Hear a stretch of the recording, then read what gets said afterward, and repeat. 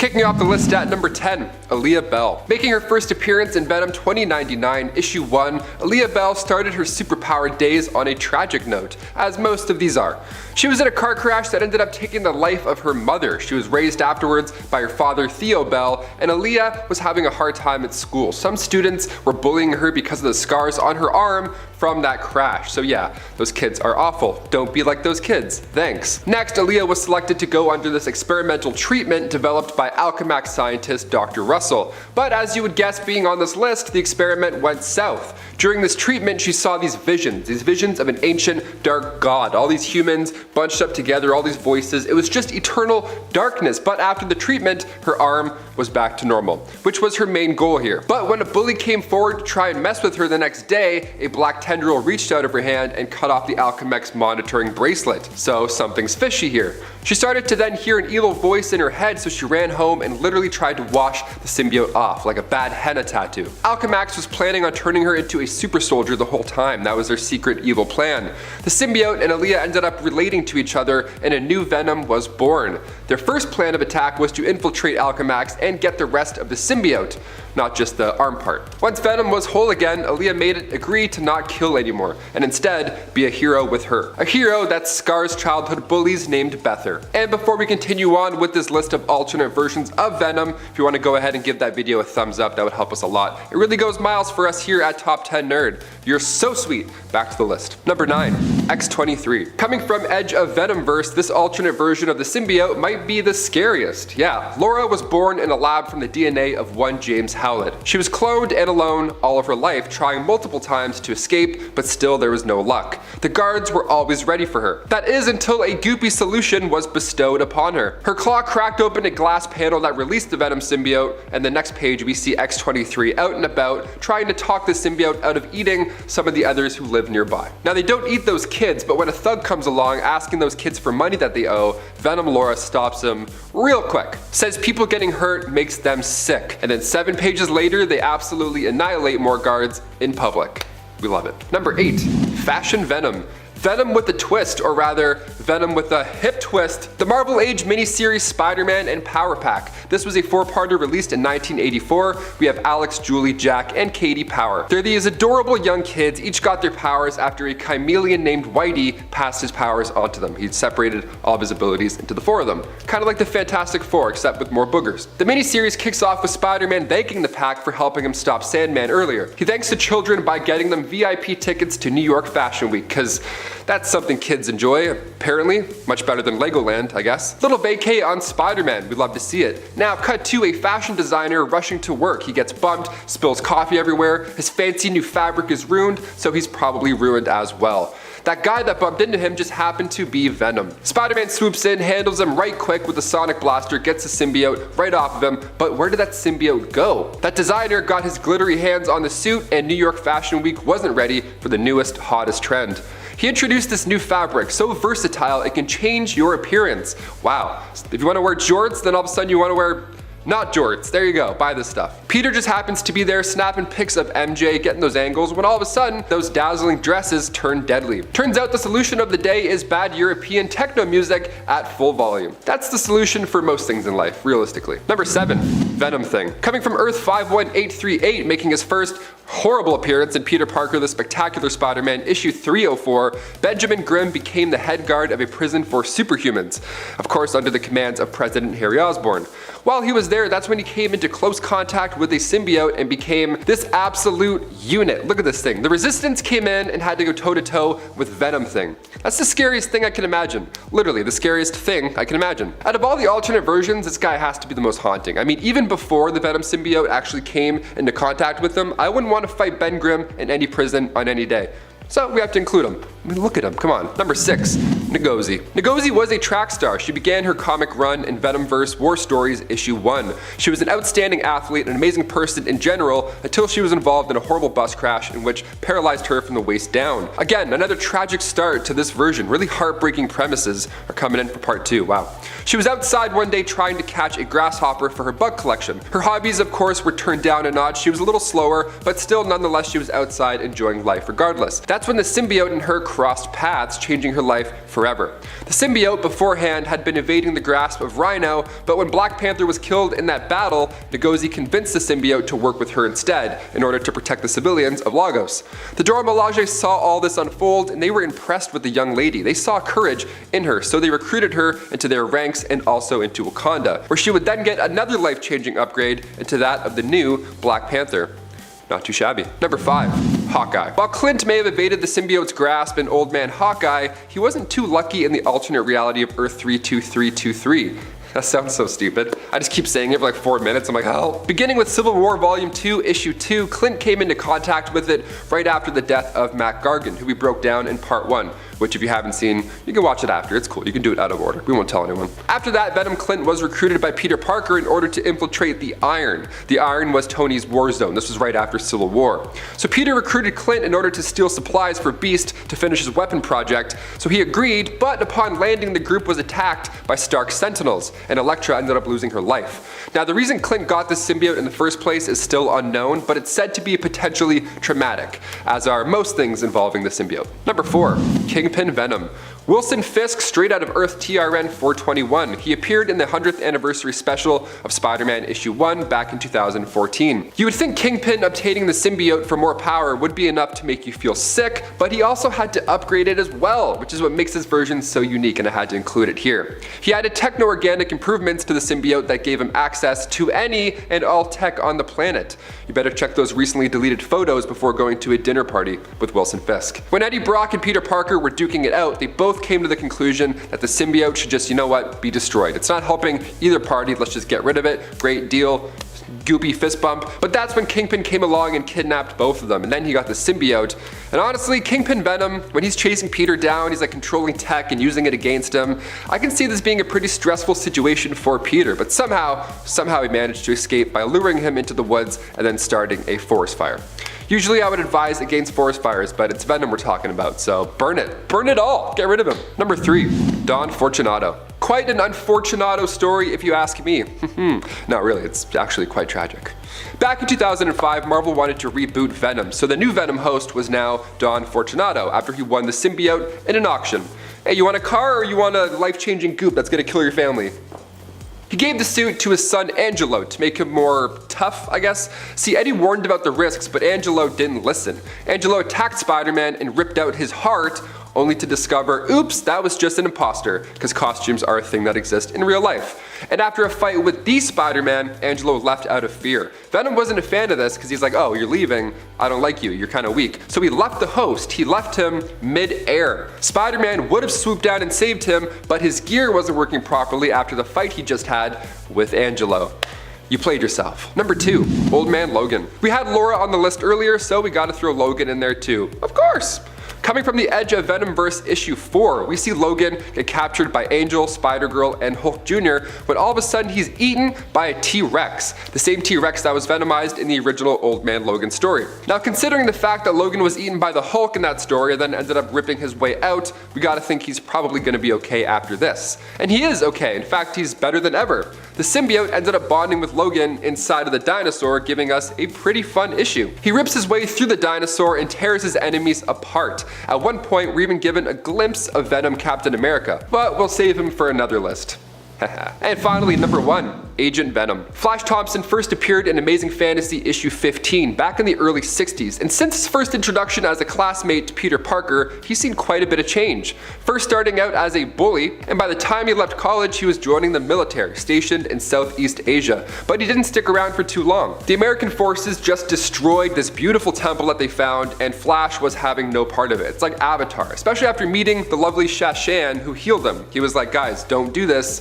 Let's just go home. But he went home. He returned to America and needed Spider-Man's assistance because the survivors of that hidden temple were now after him because they blamed Flash. Flash didn't become suspicious of Peter Parker being the webhead until much later, in issue 135 in fact. By the time we get to Amazing Spider-Man 574, Flash had returned to the battlefield, this time in Iraq, but he lost both of his legs. When he returned, Shashan was able to help rehabilitate him.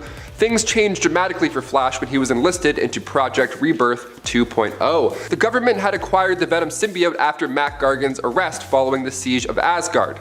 We break down Mac in part 1 of this list, so you haven't checked that out yet, you know what to do once this is over. So now Flash has legs again. How lovely is that? And Spider-Man abilities, just to top that off. His first task made him enemies with the new jack-o'-lantern. Honestly, I feel quite bad for Flash. Most see him as a bully. He had a terrible father, he got kidnapped by Dr. Doom because he dressed like Spider-Man one day, and he's got terrible luck. Kicking off the list at number 10, we have Lee Price. Making his comic book debut as Venom in Volume 3, Lee Price had a pretty rough life, before the symbiote stuff even. He was bullied, his father was horrible to him and his mother, so he burned the place down to the ground. Which is not a great way of handling the situation, but comic books, you know, what are you gonna do? He blamed the fire on a mutant boy with pyrokinesis, and when he grew up, he suppressed all of it. He actually believed down the road that his father had abandoned him and that the fire was actually caused by the mutant. He was in protective services after that point, and as an adult, he would join the Army Rangers, until he was injured in a mine explosion, which in turn left him without a few squad members and a few fingers. Discharged and left without any benefits, Lee had no choice but to accept a job from Mac Gargan to be a tough guy while the deal goes down between Black Cat's gang and Tombstone's gang. That's when he found the symbiote, or rather, the symbiote found him. Number 9. Ultimate Venom.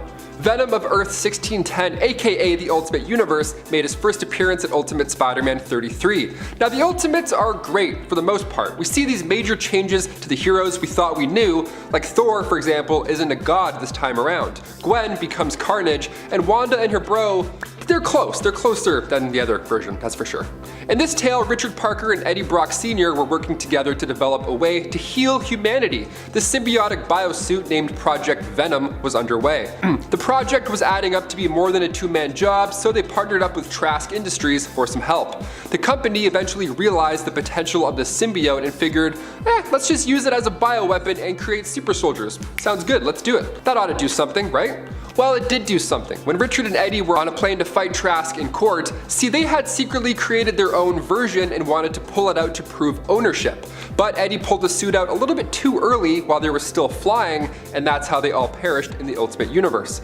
As a student, Eddie Jr. began studying a sample of that same Venom project with Dr. Kurt Connors, and Peter took a piece to study himself. After Peter spilled a drop on his hand, he got the black suit makeover, cranking his powers up to 10. He was now untouchable, but when a robber shot another man, this triggered Peter. It reminded him of his Uncle Ben and what happened, so he went full Venom. He made an absolute mess. He lost the symbiote after getting entangled in electric cables on purpose. He wanted this thing to go. The only parts left were in his bloodstream, and also that other sample left at the lab, which yes, Eddie Jr. ended up finding. And before we continue on with this list, if you want to go ahead and give this video a thumbs up if you're enjoying it. If not, still give it a thumbs up and still give us more chances. I don't know, back to the list. Number 8, Demon.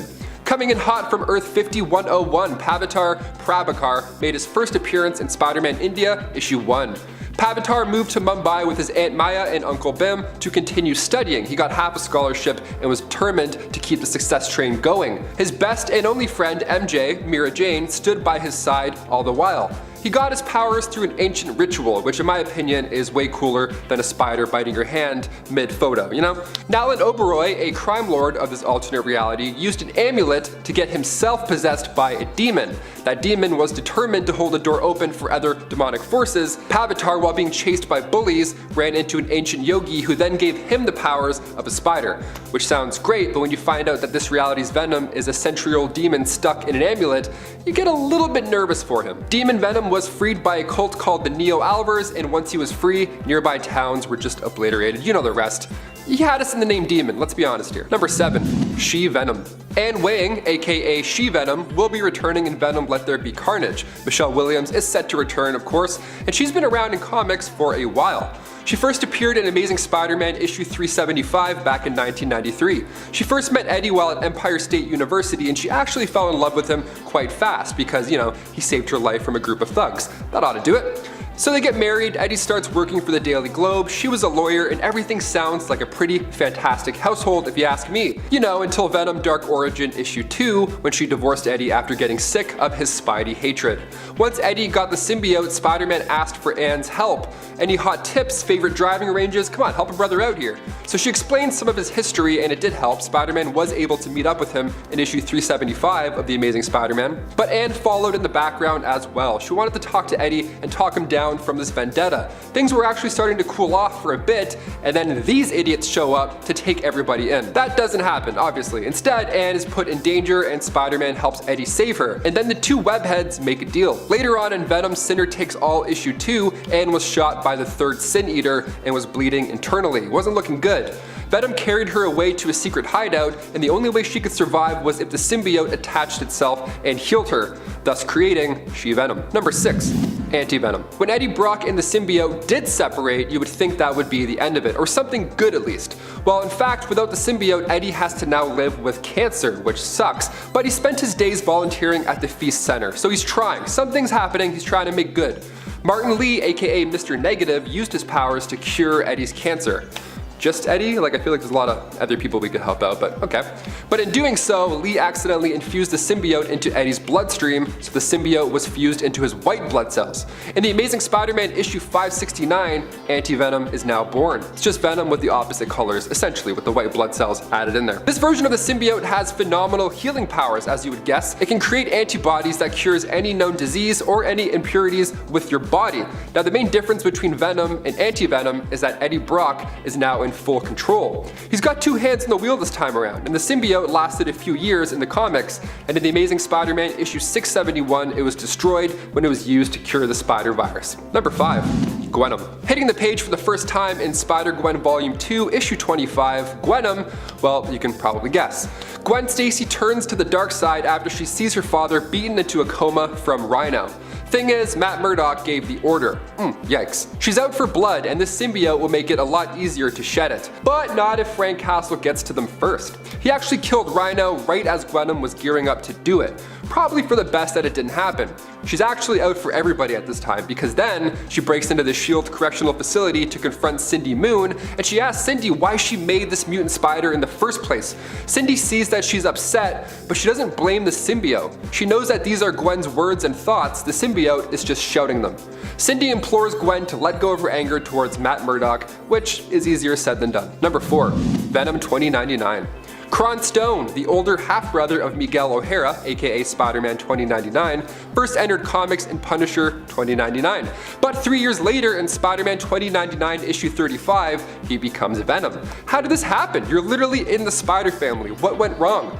Well, Kron was a bully. He was actually so horrible as a person that Miguel once tried to take him out, before all this jazz. So Kron gave the orders to try and have Jake Gallows and his family wiped out, but Gallows found out and beat Kron to the punch. So while he was laying there in a sewer after a knife wound, this black ball of goop suddenly brushed up against him and then engulfed him. The symbiote was different this time around though. See, it had acidic blood and saliva to help get the job done. Kron can also turn his body into a liquid. The guy can literally shapeshift, so of course Venom 2099 is on this list. Number 3. May Parker. Venom strikes the Parker family again, this time on Earth 9997. May Parker is quite unique when it comes to superpowers. In Jim Krueger's Earth X run from 1999, instead of keeping them a secret, she actually embraced it. I am Iron Man style, which is how I think I would handle powers, but realistically, I'm afraid of heights. I would retire in 5 business days tops. Matt Murdock trained her to use her spider sense like radar, and things were going well, until she became the target of a symbiote. That same symbiote that had been used by her father years before. See, Peter rejected the symbiote at first, so now it was a little upset, and it swore revenge on the Parkers. Any Parker. Doesn't matter what age, what generation. Venom doesn't take too kindly to rejection, so one day it left an older Eddie Brock and made its way to May. Thing is, when the symbiote did bond to May, her spider sense training came in handy and she was able to subjugate the symbiote and take control. Nice. This is why we all need a crime-fighting blind lawyer for guidance. Is it too hard to ask for? Number 2. Scorpion Venom. Matt Gargan was a private investigator hired by J. Jonah Jameson to find out just exactly how Peter gets those angles on the webhead. How does he get those TikToks? What is he doing? How does he get those boomerangs? They're always so good. Something's gotta be up, but every time Mac would get close, Peter's spider sense would tip him him off and he would easily avoid him. It was kind of comical almost. So step 2 was, let's just pay Mac 10 grand and have him be the subject of an experiment involving animal mutations doctor Harley Sitwell. Then maybe we'll figure out how a wide lens works, perhaps. I don't know, that might be the trick. Obviously things go south, Mac becomes the villain Scorpion. Later on in comics during Marvel Knights, Scorpion was recruited by Norman Osborn and was sent to kidnap Aunt May, if anything were to happen to Osborn. Hey, if you don't get a text back, go steal that kid's aunt. Awesome, freaks. So whilst on the way to take Aunt May, the recently freed Venom symbiote felt this shared hatred towards Peter Parker, and the two bonded, creating Scorpion Venom. Just the absolute worst. You never want to bump into this guy. And finally, number 1. The Punisher. With the Disney What If series launching off this past week, I think it's only fair to include one of my favorite What If scenarios, also the goriest. This one comes from What If series volume 2, issue 44. Here we find the Venom symbiote taking over Frank Castle rather than Eddie Brock. Now I thought the Punisher was frightening before this. Oh boy. This was the most people the Punisher has ever in his life. You've been warned. This is a pretty brutal time. The symbiote can shoot webs, and in Frank Castle fashion, an unlimited amount of bullets also comes in handy. The symbiote tried to take over Frank's body, but Frank vowed to end his own life if that was the case. So the symbiote's like, damn it, alright, fine, fair. Number 10. Lasher. Lasher is one of the symbiotes that Venom was forced to give birth to by the Life Foundation, who kidnapped the symbiote in order to make Venom make more symbiotes for them. Which is really messed up and explains why the Venom symbiote was so apprehensive when it was pregnant following its experience with the Life Foundation. Each symbiote that it gave birth to with the Life Foundation seemed to have its own special powers, and Lasher's was that they could remote control from a distance a non-sentient host in addition to their main one, using this other host as a form of reconnaissance or like a scout, or simply to just be in 2 places at once, which is pretty cool. I've always wanted to be able to be in multiple places at once. I could get so many things done. Number 9. Dylan. Dylan might not initially seem like a child of Venom, but in a way he is. In fact, it's even been suggested that he might actually be a part of Venom, a piece of the symbiote broken off and molded into something new, or at the very least blended with something new. Venom was a genetic contributor at the time of Dylan's conception, as Anne Wang, his mother, was bonded with the Venom symbiote when she became pregnant with Dylan. Dylan is therefore kind of like Eddie's, Anne's, and Venom's child all together. Dylan initially demonstrated powers which allowed him to control and bend symbiotes to his will, in addition to repelling and resisting them if they wanted to bond to him and he didn't want to. This made him insanely powerful. However, during the King in Black event, he lost this power, which it turns out was attached to the God of Light when his father Eddie Brock destroyed Null, who was attempting to take hold of Dylan's body via the living abyss inside him. As it stands now, Dylan is bonded with the Venom symbiote, which grants him some power, but he is also still very new to this whole thing, meaning he's not particularly skilled or really powerful just yet, which is why I ranked him so low. So low, despite his cool powers he once had that were pretty unique. And friends, before we move on to this next spot, if you are loving this list and you want more Venom lists, you want to learn about more of the Venom family, be sure to let us know by giving this video a thumbs up. Number 8. Riot. Riot is also known as being one of the strongest symbiotes to have come from the ones Venom gave birth to while being kept prisoner by the Life Foundation. Riot is often suggested to be the strongest of the litter, at least the physically strongest. He is the most buff of the litter, and he has also been referred to as Mr. Riot, which is a name I honestly love a lot. Because of Riot's inherent super strength, the symbiote generally prefers to use its tendrils to create blunt force weapons, which it can then use in combat against its opponents, or to brute strength force its way through any obstacles in its path. Riot Smash. Mr. Riot Smash. Number 7. Scream. Scream was maybe one of the most powerful of the forcibly birthed Life Foundation offspring of Venom, and I mean powerful just in the overall sense. I say was as well because technically Scream was destroyed by Andy Benton, its latest host. In fact, with Andy it was also at its most powerful, as Andy could also summon and wield Hellfire, which it would be immune to so long as Andy willed that. Unfortunately, in the end, the Scream symbiote and Andy ended up in a fight against one another where Andy was forced to defend herself using the very same Hellfire against Scream this time, as opposed to with Scream. This unfortunately kills the symbiote. While it was alive, Scream's powers were similar to the Venom symbiote, which included the added level up of creating wings for itself and using those wings to fly around, and the unique ability of turning its tendrils into hair that they could then manipulate at will, similar to Medusa of the Inhumans. Also, I just like hair powers, I think they're cool. Number 6. Hybrid. Hybrid is the combination of 4 of the Life Foundation symbiotes, all of which were forcibly created offspring of Venom. Hybrid is the entity that exists when Phage, Agony, Lasher, and Riot come together. Being a combined symbiote, Hybrid has all the powers of the individual symbiotes that make it up. Mostly this means it has powers similar to relatives such as Venom and Carnage, but it can also absorb chemicals, produce acid which it can use to attack with, balance the emotions of its host, and can remote control a smaller non-sentient host such as a dog, while still maintaining a bond with its main sentient host at the same time, which obviously that's a power that comes from Lasher. Number 5. Sleeper. Sleeper is the sibling of Dylan and also the 7th symbiote baby of Venom. They are most definitely thought of as Dylan's sibling, as the challenging pregnancy that Venom went through to give birth to Sleeper was not something carried entirely alone. In fact, Eddie even helped directly with this birth, and it was perhaps one of the first pregnancies that was more openly discussed with Eddie, Venom's partner. Eventually at least. And of course in comparison to the other symbiote babies that Venom has had while with Eddie, which I feel like Venom normally didn't even talk about at all, especially with Carnage. Carnage was like, what? And then later Eddie was like, what was that?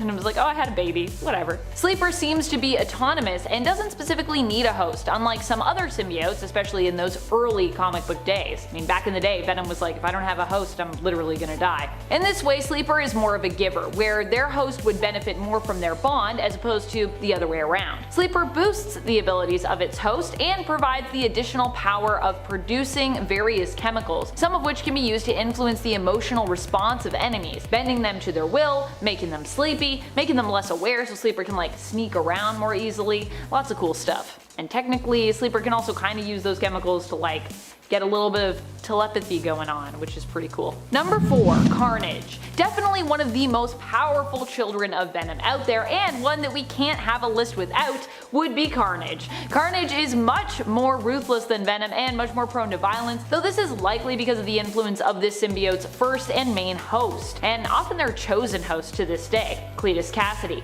notorious serial killer. Carnage has proven to be so powerful that on countless occasions it's required both Spider-Man and Venom, and oftentimes a whole assembly of other superpowered beings to put a stop to them. Even when others think they can somehow control Carnage, the symbiote has proven to be unstoppable and much too much to handle in most cases. Not only that, but even when Carnage turns to the side of good during the events of Axis, they still prove to be super deadly due to how deranged they are. Even when Carnage was like, I'm gonna be a hero, it was a rough time. Cletus Cassidy inside was like, I don't really know how to be a hero. Do we still kill people? Can I still chop this person up? I like them. I want to chop them up.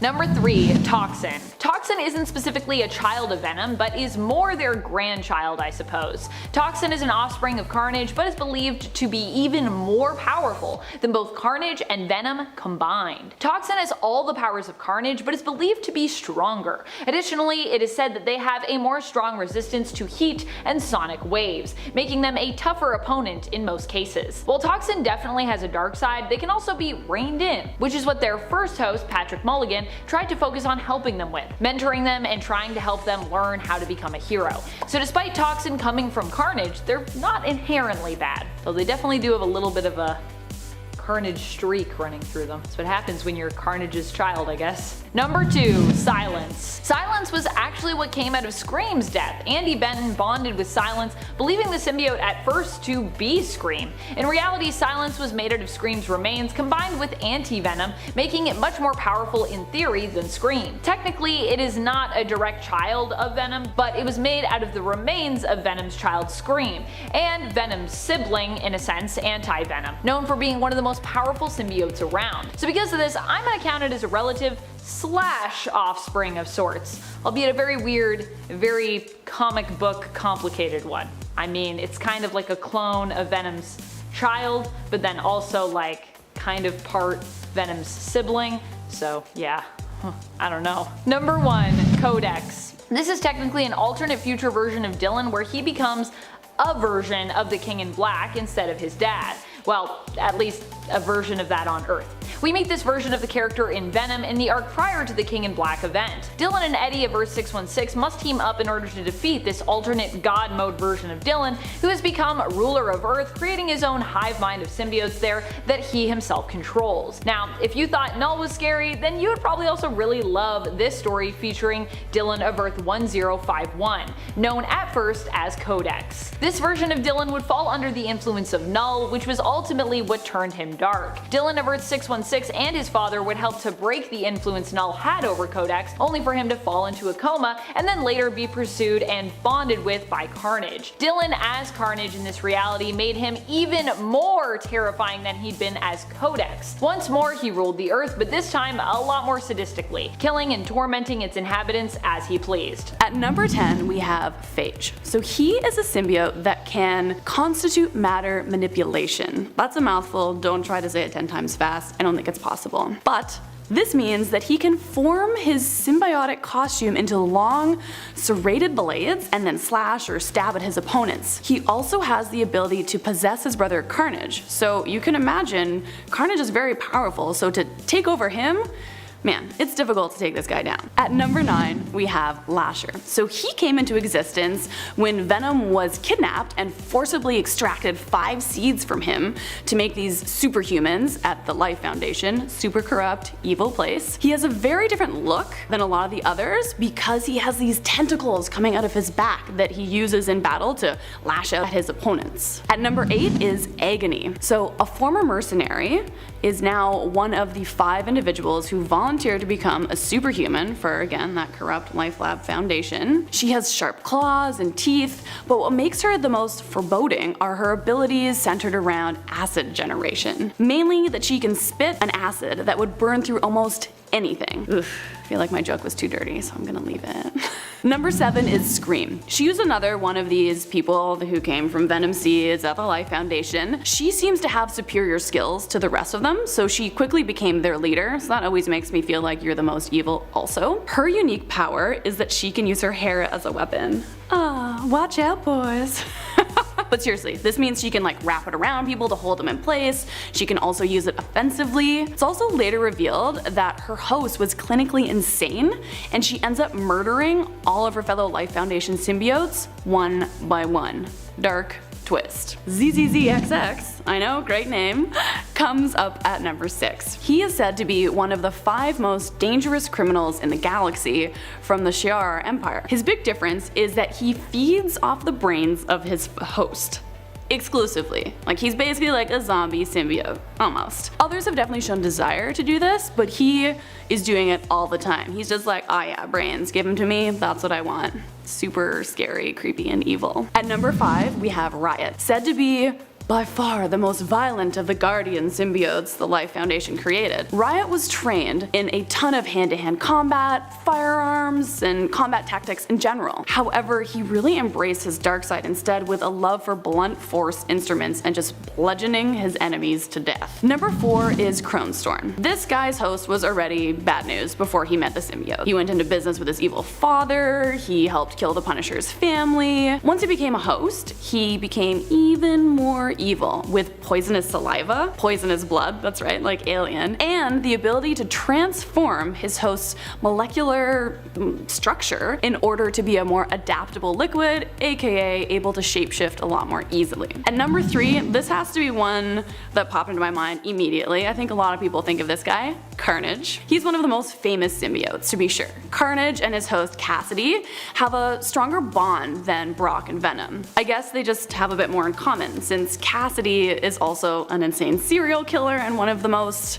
vile human beings on the planet. Thus Carnage is far more powerful, violent, and deadlier than Venom is. In number 2 we have Toxin. Carnage is his father, Venom was his surrogate caregiver, so right there we see what he comes from. He had the good or evil genetics from his father, and then a really powerful symbiote like Venom sort of training him and taking care of him. Toxin proved that he is just so much more powerful than Carnage and Venom that they actually had to team up together in order to take him out with the help of Spider-Man. So it took 3 people to take him down. At number 1, we just had to put this here, are the poisons. So some of you may not know about these guys, but they're actually said to be more powerful than not only Venom, but the symbiotes in general, as they are the species' natural predator. They are so powerful that Thanos himself was their leader. Not only do the poisons take on the powers of their hosts like others, they can also transform their host into weapons and interdimensionally travel.